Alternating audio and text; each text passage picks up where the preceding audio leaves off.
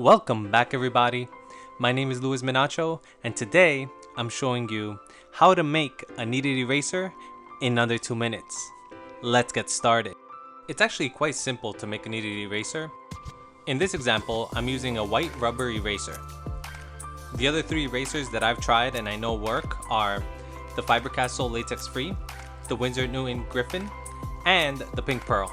Next, you'll need tape. So in my case, I'm using clear tape, but I've also tried this out with masking tape and duct tape.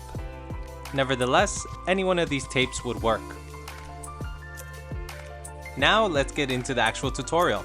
So the first step is to get a long piece of tape. The way I like to do it is, I like to roll it up, stick the ends, and tape it to the table.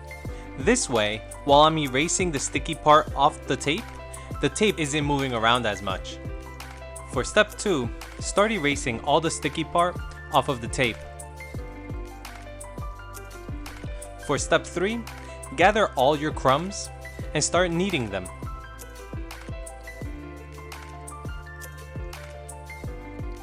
This may take some time, but before you know it, you'll have a kneaded eraser. Thank you for watching, sharing, liking. My name is Luis Minacho, and I'll see you next time.